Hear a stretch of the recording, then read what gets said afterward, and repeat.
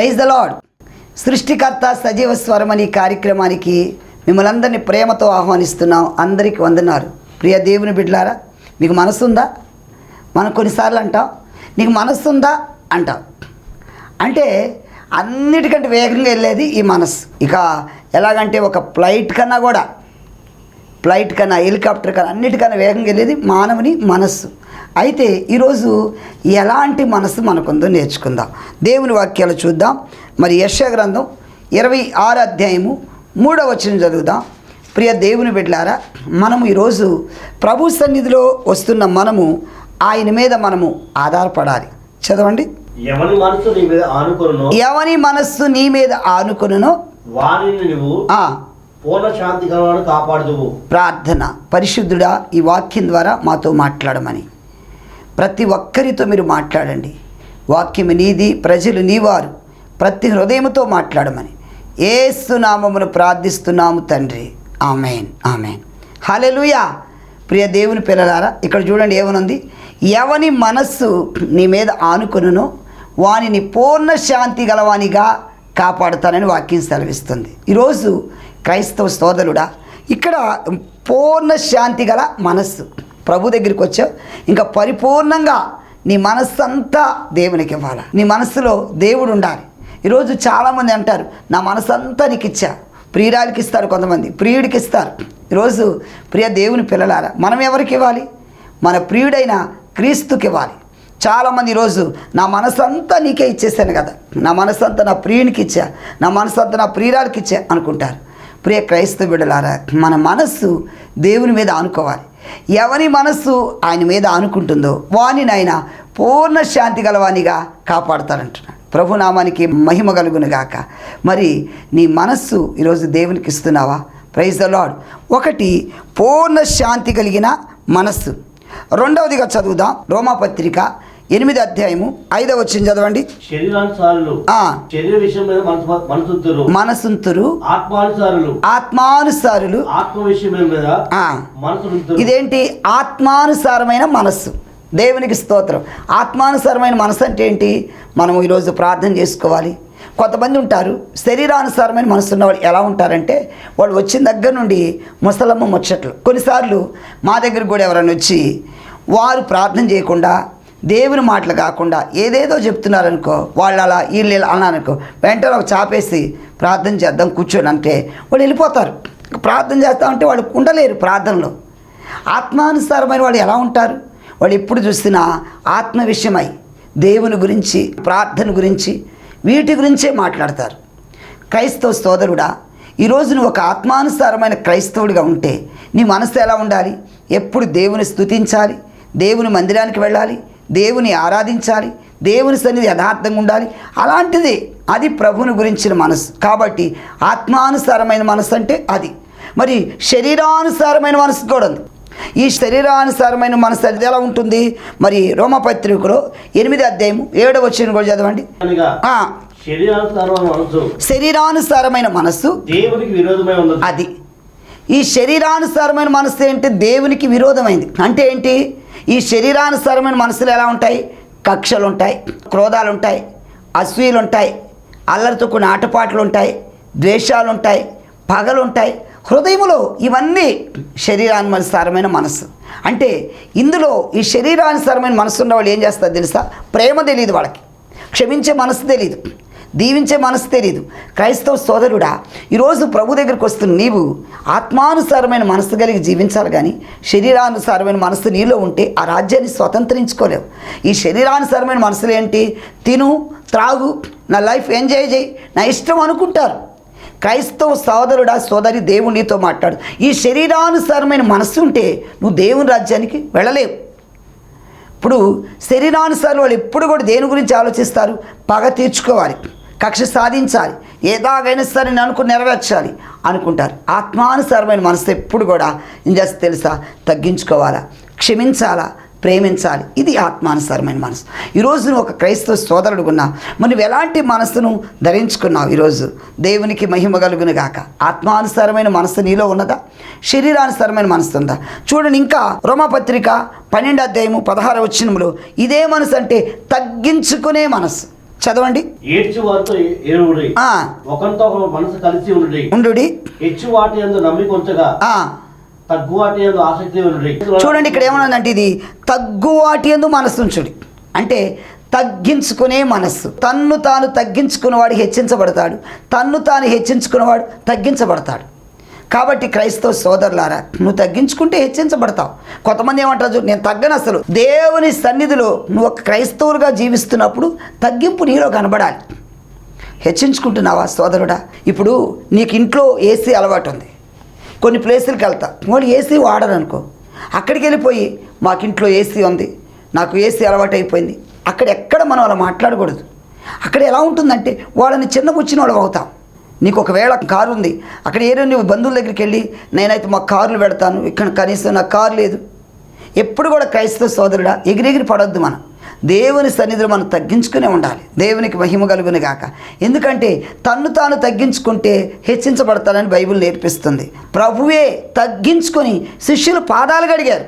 మరి వీళ్ళందరికీ ఒక నాయకుడిగా ఉండి, వీరందరికీ ఆయన వాళ్ళకి లీడర్గా ఉండి వాళ్ళకి నేర్పిస్తూ, అలాంటి ప్రభువు శిష్యుల పాదాలు కడుగుతున్నారని ఎంత గొప్పతనం. ఈరోజు మన ముందు కూడా కొంతమంది గొప్ప దైవజనులు అవ్వగలిగారంటే వారి జీవితంలో ఎంత తగ్గింపు ఉంటేనే దేవుడు వాళ్ళని హెచ్చించారు. ఈరోజు మనం కొంతమంది నాయకులను చూసినట్లయితే వారి జీవితాల్లో వాళ్ళంత గొప్పవాళ్ళు అవటానికి వాళ్ళ మొదట్లో ఆదిలో వాళ్ళు పడ్డ కష్టం, వాళ్ళు పడిన శ్రమ, వారు చేసిన పరిచర్య, పరిశుద్ధులకు చేసిన పరిచర్య, ఆ తగ్గింపు జీవితం వాళ్ళు ఇంతవరకు తీసుకొచ్చిందంటారు. మరి నీవు కూడా ఆ తగ్గింపు మనసు జీవిస్తున్నావా? ప్రియమైనటువంటి క్రైస్తవ సోదరులారా, ఆ తగ్గింపు మనస్సు నీలో ఉంటే దేవునిని హెచ్చిస్తాడు. ప్రభునామానికి మహిమ కలుగును గాక. హల్లెలూయా. మరి తగ్గింపు జీవితం నీలో ఉందా? ఉంటే తప్పకుండా దేవుని ఒక ఉన్నతమైన స్థానంలో నిన్ను నిలబెడతాడు. ప్రభునామానికి మహిమ కలుగును గాక. హల్లెలూయా. ఇంకా ఎలాంటి మనస్సులు ఉన్నాయి? మరి 1 కొరింథీ పత్రిక 1వ అధ్యాయము 10వ వచనంలో ఇది ఏక మనస్సు. సహోదరులారా, మీరందరూ ఏకభావంతో మాట్లాడవలెనని మీలో కక్షలు లేక ఏక మనస్సుతోను ఏక తార్పదంతోను మీ సన్నద్ధం ఉన్న. జాగ్రత్త వినండి. ఇక్కడ మనం గమనించినట్టయితే అపోస్తుడైన పౌలు ఈ కొరింథీ సంఘానికి నేర్పిస్తున్నారు. ఈ కొరింథీ సంఘాల్లో కొంతమందిలో కక్షలు, భేదాలు. ఈరోజు సంఘాల్లో కూడా సాతానుడు ఎలా జరబడుతున్నాడంటే కొంతమందిలో ప్రవేశించి సంఘాల్లో ఉండే పెద్దలే కానీ వీళ్ళలో హెచ్చింపులు ఉంటాయి. కొంతమంది ఏమనుకుంటారంటే నేను చెప్పినట్టు వినాలి. కొంతమంది కూడా ఇంకా ఎలా ఉంటారు, కొన్ని సంఘాల్లో సంఘ కాపుని వారి గ్రిప్లో పెట్టుకోవాలని కొంచెం వస్తారు. క్రైస్తవ సోదరుడా, నీకు నాయకుడు ఆయన, ఒక దైవజనుడు అంటే ఏంటి? దేవునికి ఈ సంఘంలో ఉన్న మానవులకి ఆయన ఒక మధ్యవర్తిగా, ఇప్పుడు నీకు ఆ దేవునికి ఒక మధ్యవర్తిగా సంఘ కాపుని ఉంటూ వారి కోసం మీరు పడిన శ్రమలు, కష్టాలు, వీళ్ళందరి కొరకు కన్నీరు ప్రార్థన చేయటం.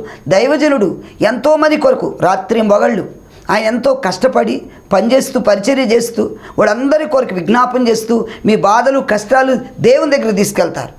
అయితే ఇక్కడ కూడా కొంతమంది సంఘాలు ఎలా ఉంటారంటే మేము ఎలా చెప్తే అలా అండి, మేము కూర్చోమంటే కూర్చోవాలి, లేవమంటే లేవాలి. నీకు బానిస కాదు సేవకుడు, గుర్తుపెట్టుకో. సంఘ పెద్ద అంటే సంఘంలో ఏంటి? నువ్వు ఒక పరిచర్య చేయాలి, కష్టపడాలి, సంఘములో నమ్మకంగా ఉండాలి, దైవజనుడు అడుగులు జాడి నడవాలి, దైవజనుడు చెప్పినట్టు చేయాలి. అంతేగాని దైవజనుడు మీరు పెత్తనం చేయడానికి కాదు సంఘ పెద్ద అంటే. కాబట్టి ఇక్కడ మనకి నేర్పిస్తుంది ఏంటంటే ఏక మనస్సు. ఈ ఏక మనస్సు అనేది సంఘంలో ఉండాలి. కొంతమంది ఉంటారు అబద్ధాలు ఆడటానికి ఏక మనస్సు. బైబిల్ గ్రంథంలో అపోస్తుల కార్యం 5వ అధ్యాయంలో ఆ సమయంలో అందరూ వారి ఆస్తులు అమ్మి అందరూ ఒకేలాగా ఉండాలి సంఘములు అన్నట్టు పేతురు గారు బోధించినప్పుడు అందరూ ఆస్తులు అమ్మి వారి భాగాల వారు దేవుని మందిరం తీసుకొస్తున్నారు. కానీ ఈ అననీయ సప్పిరాలు నమ్మకత్వం లేకుండా ఇద్దరు అబద్ధం ఆడటానికి ఏకీభవించారు. అబద్ధం ఆడటానికి ఏక మనసు ధరించుకున్నారు. అప్పటికి పేతురు అంటున్నారు, ఎందుకు మీరిద్దరు అలా ప్రవర్తిస్తున్నారు? సాతాను మిమ్మల్ని వాడుకుంటుంది. ఏక మనస్సు అంటే ప్రియ దేవుని బిడ్డలారా, ఈరోజు నీ జీవితంలో దేవుని సన్నిధిలో ఏక మనస్సు ఉండాలి. దేవునికి మహిమ కలుగును గాక. హల్లెలూయా. నువ్వు ఏకీభవించాలి. భూమి మీద ఏది ఏకీభవించి ప్రార్థన చేస్తారో అవి పరలోకమందును బంధించబడునని. కాబట్టి ఇక్కడ ఎలా ఉందంటే ఏక మనస్సుతో ప్రార్థన చేయాలి. దేవునికి మహిమ కలుగును గాక. హల్లెలూయా. ఇంకా నెక్స్ట్ ఏ మనస్సు మనలో ఉండాలంటే వినయమైన మనస్సు. ఫిలిప్పీయులకు రాసిన పత్రిక 2వ అధ్యాయము 3వ వచనం కూడా చదవండి. ఆ ఉదాసీన చేతను ఆ. ఏమీ చేయక వినయమైన మనసు గలవారై. అది ఎలాంటి మనసట? వినయమైన మనస్సు గలవారై. ఫిలిప్పి సంఘానికి పౌలు గారు రాస్తూ మళ్ళా చదవండి, ఏమంటున్నాడు?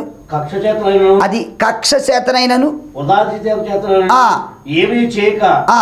వినయమైన మనసు గలవారై. అది మనం ఎలా ఉండాలి సంఘాలు? ఏదో కక్ష తీర్చుకోవాలని కాదు. పలానోడు నన్ను ఇలాగన్నాడు, పలానోడు నన్ను అలాగన్నాడు, ఎలాగ నేను కక్ష తీర్చుకోవాలి. వీళ్ళకి ఎలా ఉంటుందండి? ప్రభు దగ్గరికి వచ్చిన తర్వాత కక్షలు తీర్చుకోవడం కాదండి మనది. ప్రభు దగ్గరికి వచ్చిన తర్వాత ప్రభు మనకి నేర్పించింది ఏంటి? మనం క్షమించాలి. Praise the Lord. మనం వాళ్ళని దీవించాలి. మరి సిలువలో కూడా యేసు ప్రభు ఎంత చిత్రహింసలు అనుభవించి కూడా ఆయన మీద ఉమ్మి వేస్తారు. ఆయన వస్త్రాన్ని చీట్లు వేసుకుని పంచుకుంటున్నారు. నువ్వు రాజు కదా, దిగు సిలువ మీద నుంచి అనేవాడు కొంతమంది, ఉమ్మేసినాడు. మరి ఎన్నో రకాలుగా బళ్ళెంతో పొడిచి రకరకాల చిత్రహింసలు పెడుతుంటే అన్ని బాధ భరిస్తూ కూడా తండ్రికి చెప్తున్నారు, వీరేమి చేస్తున్నారు, వీరు ఎరగరు, వీరిని క్షమించు. నిజంగా ఎంత మనసు అండి ఆయన. ఆయన ప్రేమామయుడు, జాలిగల దేవుడు. అన్ని బాధలు భరిస్తూ కూడా ఆయన క్షమించే మనసు అండి. దేవునికి మహిమ కలుగును గాక. క్రైస్తవ సోదరులారా, మరి మనమైతే నిజంగా అలాంటి బాధలు వస్తే ఎన్ని అలాంటి శిలువ శ్రమలు అయితే, వాళ్ళలో కూడా శిలువలో ఇద్దరు దొంగల్లో ఒక ఆయన ఏమంటున్నాడు? నువ్వు బోధకుడా, మరి నువ్వు రక్షించుకో, మమ్మల్ని రక్షించవచ్చు కదా అంటున్నాడు. కానీ ఒకడైతే ఏమంటున్నాడు? కుడివైపు నన్ను దొంగ అంటున్నాడు. మనం అలా అనకూడదు. మనకైతే ఇది తగును. మన దొంగలము గజదొంగలు మనం చేసిన పాపాలకి మనం ప్రాయశ్చిత్తం పొందుతున్నాం. మనం చేసిన దానికి ఇది తగును. కానీ ఆయన ఏం చేశాడని, ఆయనకి ఏ నేరం తెలియదు అంటున్నాడు. ప్రియ దేవుని పిల్లలారా, కాబట్టి ఈరోజు మనలో వినయమైన మనస్సును దేవుడు ఇష్టపడుతున్నాడు. దేవునికి మహిమ కలుగును గాక. ఈరోజు నీ జీవితంలో వినయమైన మనస్సు నీలో ఉండాలి. ప్రభు నామనికే మహిమ కలుగును గాక. హల్లెలూయా. ఇంకా చూడండి, జాలి మనస్సు కూడా. కొలస్సీ పత్రిక 3వ అధ్యాయము 12వ వచనం కూడా చదవండి. దేవుని చేత ఏర్పరచబడిన వారును పరిశుద్ధులను ప్రియులైన వారు తగినట్టు మీరు జాలి మనసును అది ఎలాగట? జాలి మనస్సు. మరి సిలువలో దొంగతో ప్రభు నేర్పింది ఏమంటారు? నేడు నువ్వు నాతో కూడా పరదేశులు ఉందంటారు. ఆయనకి ఎంత జాలి వచ్చింది. ఆయన అడిగాడు, ఆ రెండో దొంగ అన్నాడు, అయ్యా బోధకుడా, నీ రాజ్యంలోకి నన్ను గుర్తు చేసుకోవా అంటే వెంటనే ప్రభు ఎంత ప్రేమమయుడండి. మరి ప్రభు జాలి చూపించాడు ఆయన మీద. దేవునికి మహిమ కలుగును గాక. నేడు నువ్వు నాతో కూడా పరదేశంలోకి రా అన్నారు. క్రైస్తవ సోదరులారా, మనకి ఈ జాలి అనేది ఉండాలి. మరి ఈరోజు నువ్వు ఒక క్రైస్తవుడిగా క్రైస్తవురాలుగా జీవిస్తూ జాలి లేకుండా జీవిస్తున్నావా? కఠిన హృదయంతో ఉంటున్నావా? అలా ఉంటే నువ్వు దేవుని రాజ్యాన్ని ఎలా స్వతంత్రించుకుంటావు? జాలి గల మనస్సు. ఇంకా చూసినట్లయితే చూడండి, మరి దేవుని సన్నిధిలో మన జీవితంలో మరి ఇంకెలాంటి మనస్సు ఉండాలి? పరిశుద్ధ గ్రంథములో 1 పేతురు పత్రిక 5వ అధ్యాయము 2వ వచనం చదవండి. బలిమి చేత కాక దేవుని చిత్త ప్రకారము ఇష్టపూర్వకంగాను దుర్లాభిపేక్షము కాక సిద్ధ మనస్సుతోను మీ మధ్యలో ఉన్న దేవుని. హల్లెలూయా. ఎలాంటి మనసు ఇది? సిద్ధ మనస్సు. క్రైస్తవులుగా సిద్ధపాటు ఉండాలి. ఈరోజు వాక్యం చెప్పడానికన్నా ఒక సేవకుడిగా సిద్ధపడి వస్తేనే మీరు చక్కని వర్తమానం అందించగలుగుతారు. ప్రభు రాకడ కొరకు మనం సిద్ధపడాలి. ప్రభు నామానికే మహిమ కలుగును గాక. ఎందుకంటే దేవుని వాక్యంలో మత్తయి సువార్త 25వ అధ్యాయంలో ఇక్కడ 10 మంది కన్యకలు కనబడుతున్నారు. వారిలో 5 బుద్ధి కలిగిన వారు, 5 బుద్ధి లేనివారు. ఈ బుద్ధి కలిగిన వారు ఏం చేస్తున్నారు? వారితో పాటు దివిటీలు తీసుకుని వెళ్ళి సిద్ధపడ్డారు. బుద్ధి లేని వారు సిద్ధపాటు లేదు. ఈరోజు క్రైస్తవ బిడ్డలారా, మరి పరలోక రాజ్యము సమీపించుతున్నది, మారు మనసు పొందుడని మరి ఎన్నో సువార్తల మరి ఆ దినాలు ప్రకటించిన కొంతమందికి ఇప్పుడు సిద్ధపాటు ఉండట్లా. ఇప్పుడు ఎంతోమంది సేవకులు సిద్ధపడండి ప్రభు రాక సమీపంగా ఉందంటే మరి కొంతమంది వింటలా, దేవునికి లోబడటలా. మరి ఆ మత్తయి సువార్త 25వ అధ్యాయం చూడండి. యేసు ప్రభు ఒక ఉపమానం చెప్పారు. ఇక్కడ ఎలా ఉన్నారు, పరలోక రాజ్యం ఎలా ఉంటుందని నేర్పించారు. సిద్ధపడిన వాళ్ళు ఎలాగున్నారు, పెండ్లి కుమారుడు ఎదుర్కోగలిగారు. మత్తయి సువార్త 25వ అధ్యాయం 1 నుంచి చదవండి. పరలోక రాజ్యము పట్టుకొని పెండ్లి కుమారుడు ఎదుర్కొనుటకు 5 బుద్ధి కలిగిన వారు, 5 బుద్ధి లేని వారు పట్టుకొని తమతో కూడా నూనె తీసుకుపోలేదు. చూడండి, ఇక్కడ గమనించాలి వ్యత్యాసం. ఈ బుద్ధి కలిగిన వారు బుద్ధి లేని వారు బయలుదేరారు పెండి కుమారుని ఎదుర్కోవాలి. పెండి కుమారుడు రావటము ఆలస్యమైంది. వీళ్ళలో ఏంటి సిద్ధపాటు లేదు, గబగబా వేసి వెళ్ళిపోయారు. కానీ ఇప్పుడు అక్కడికి వెళ్ళేదాకా ఆ పెండ్లు విందు దగ్గరికి వెళ్ళలేకే ఇంకా ఏం చేస్తున్నాడు, పెండి కుమారుడు రావటం ఆలస్యమైంది. ఇప్పుడు వీళ్ళు సిద్ధపాటు లేకుండా వచ్చిన వారి దివిటీలు ఆరిపోతున్నాయి, నూనె లేదు అన్నారు. అయ్యో మా నూనె అయిపోతుంది. బుద్ధి కలిగిన కన్యకలతో అడిగితే వాళ్ళు అన్నారు, ఇది మీకు మాకు చాలదు కాబట్టి మీరు వెళ్ళండి, అమ్మే వాళ్ళ దగ్గరికి వెళ్ళి కొనుక్కోండి అన్నారు. ఈలోపు వీళ్ళు వెళ్ళారు, ఆ నూనె కోసం వెళ్ళారు. ఈలోపు పెండి కుమారుడు వచ్చేసాడు, తలుపు వేయబడింది. ఇప్పుడు వచ్చి అన్నారు, అయ్యలారు తలుపు తీయండి అంటే పెండి కుమారు లోపలికి వెళ్ళిన వాళ్ళు అందరూ అన్నారు, మీరెవరో మాకు తెలియదు.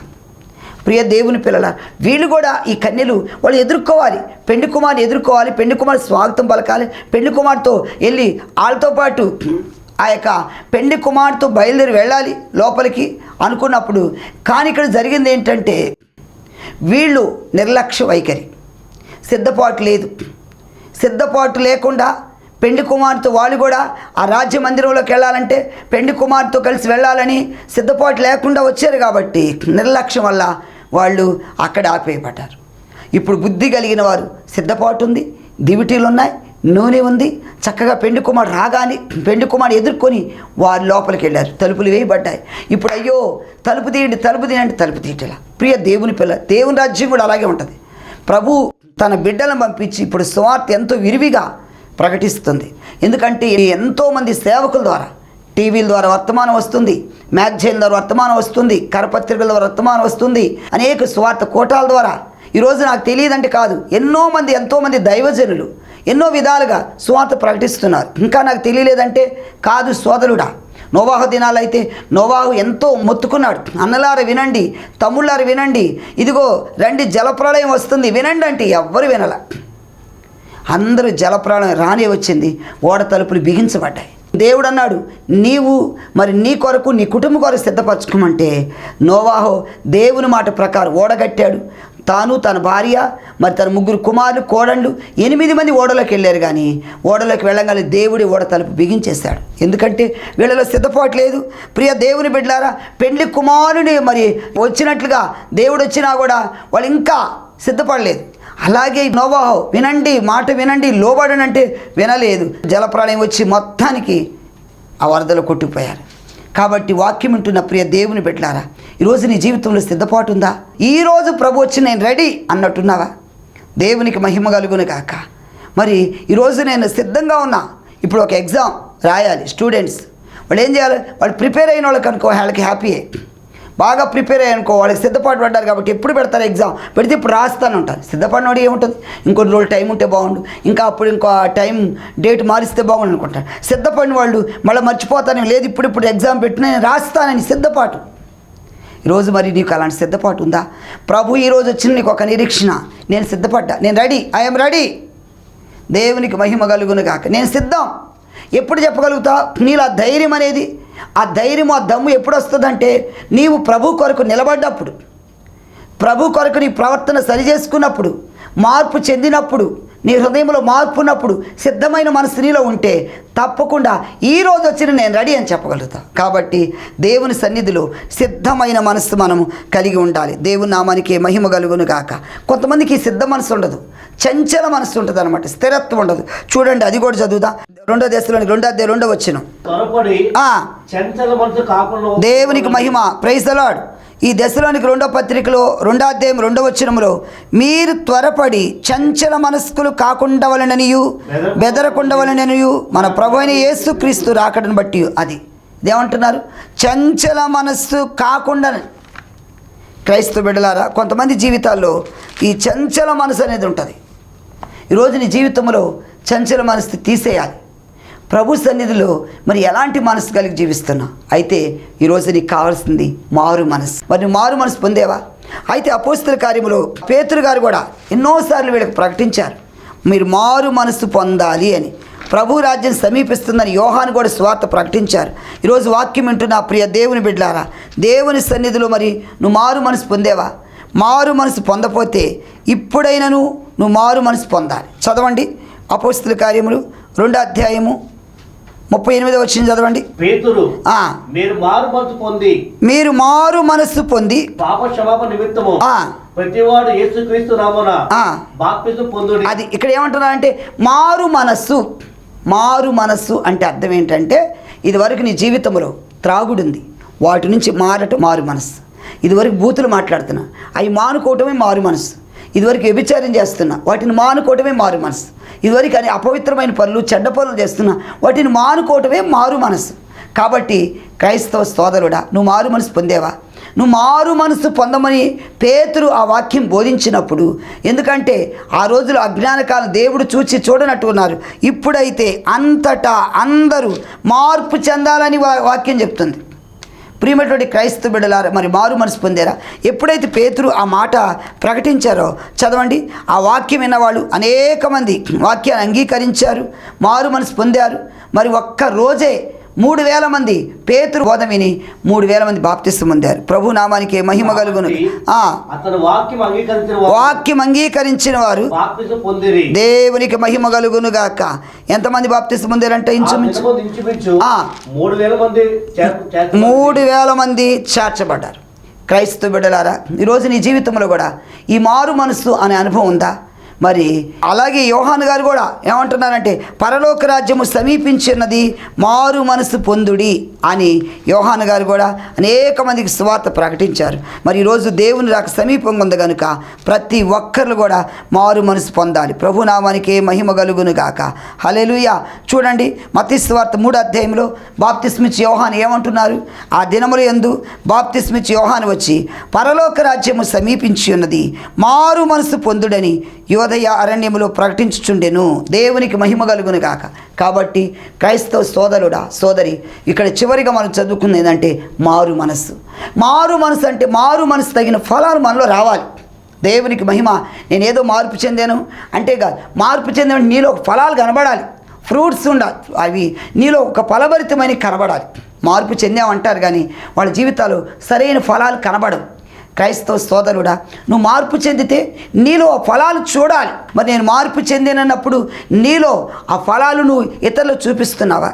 ఇదివరకు నువ్వు దొంగవి, ఇదివరకు అంతకుడవు, ఇదివరకు దుర్మార్గుడవు, ఇదివరకు కపటంగా ఉన్నావు. ఇవన్నీ మార్పు రావాలి నీలో. ఇదివరకు త్రాగుబోతుగా జీవిస్తున్నావు. ప్రభు దగ్గరికి వచ్చిన తర్వాత మారు మనసు పొందాలి. మరి మారు మనసు పొందేవా? ఒకవేళ మారు మనసు లేకపోతే ఈరోజు మారు మనసు పొందాలి. దేవునికి మహిమ కలుగును గాక. వాక్యం విన్న ప్రియమైనటువంటి చెల్లి, సహోదరుడా, ఈరోజు నీకు ఎలాంటి మనసు ఉంది? ఈరోజు దేవుని సన్నిధిలో మారు మనసు మరి పొందుతావా? దేవునికి మహిమ కలుగును గాక. దయచేసి నాతో ఏకీభవించండి. ప్రార్థనలో ప్రతి ఒక్కరు ఏకీభవించి ప్రార్థన చేయండి. ఇప్పుడే దేవుడిని కుటుంబం మంచి మనసు దేవునికి ఇవ్వబోతున్నాడు, మారు మనసునికి ఇవ్వబోతున్నాడు.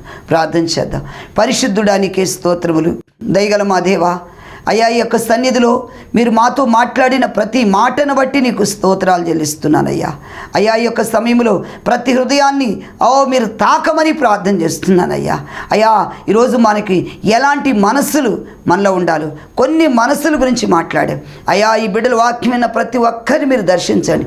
ఎవరు బలహీనంగా ఉన్నారు, ఎవరు వ్యాధిగ్రస్తులుగా ఉన్నారు, ఎవరు దురాత్మ చేత పీడించబడుతున్నారు, యేసు నామముల బిడ్డలకు విడుదల దయచేయమని ప్రార్థన చేస్తున్నా. నీ కృప, నీ కాపుదల, నీ భద్రత అనుగ్రహించి నీ కృపల వర్ధిల్ల చేయమని, నీ రక్తాన్ని బిడ్డల మీద ప్రోక్షింపజేయమని యేసు నామమును ప్రార్థిస్తున్నాము తండ్రి. ఆమేన్, ఆమేన్. హల్లెలూయా. ప్రియ దేవుని బిడ్డలారా, ఇంతవరకు ఈ వర్తమానం నీకు నీ కుటుంబానికి ఆశీర్వాదకరంగా ఉందని నమ్ముచున్నాను. ఇంకా ఆలస్యం ఎందుకు? దేవుడు ఈ వర్తమానం ద్వారా నీతో మాట్లాడితే, ప్రియ సోదరుడా, సోదరి, నువ్వు దేవుడు నిన్ను స్పందిస్తే, నిన్ను దర్శిస్తే వెంటనే ఇప్పుడే నీ సంతోషాన్ని మాకు తెలియపరచండి. నీకోసం ప్రార్థించడానికి నేను, నా ప్రార్థన బృందం రెడీగా ఉన్నాం. దేవునికి మహిమ కలుగును గాక. మేము తప్పకుండా ప్రార్థిస్తామండి. మీరు మీ ప్రార్థన ఏది ఎనీ టైం ఎప్పుడైనా మీరు మాకు తెలియపరచవచ్చు. నా అడ్రస్ పాస్టర్ చందోలు మోషే, మన్నా ప్రార్థనా మందిరం, విజయవాడ, లంబాడీపేట, రాముల వీధి. నా ఫోన్ నెంబర్ 9703467777. ప్రియ దేవుని పిల్లలారా, మరి తప్పకుండా ఈ యొక్క నెంబర్ని సంప్రదించండి. ఒకవేళ ఈ కార్యక్రమానికి మీ వంతుగా సహాయ సహకారాలు అందించాలనుకుంటే మరి ఈ స్క్రీన్ మీద ఉన్న నెంబర్కి ఫోన్పే ఉంది, గూగుల్ పే ఉంది. మీరు ఈ విధంగానైనా చేయొచ్చండి. దేవుని సేవకు మీరు తోడ్పడవచ్చు. తప్పకుండా మీ సహాయ సహకారాలు అందించండి. ప్రియ దేవుని బిడ్డలారా, మీరు నేను మనందరూ కలిసి ఆ రాజ్యాన్ని కడదాం. మరిన్ని మా వర్తమానాలు వినాలని మీరు అనుకుంటే చందోలు మోషి అని యూట్యూబ్లో టైప్ చేస్తే మా వర్తమానాలు వస్తాయండి. తప్పకుండా వాక్యం వినండి. ఆ ఛానల్ని సబ్స్క్రైబ్ చేయండి. సబ్స్క్రైబ్ చేయడం మర్చిపోవద్దు. సబ్స్క్రైబ్ చేయండి, అలాగే లైక్ చేయండి, అనేక మందికి షేర్ చేయండి. దానికి ముందుగా బెల్ ఉంటుంది, బెల్ బటన్, దాన్ని కూడా నొక్కండి. దేవునికి మహిమ కలుగును గాక. ప్రియ దేవుని బిడ్డలారా, మిమ్ములను దేవుడు ఆశీర్వదించును గాక. మిమ్ములను మీ కుటుంబాలను ప్రభు కాపాడును గాక. దేవునికి మహిమ. మరి దేవుడు మిమ్ములను మీ కుటుంబాలని తప్పకుండా ఆశీర్వదిస్తారు. God bless you all. Thank you. మరలా కలుద్దాం. అప్పటి వరకు సెలవు.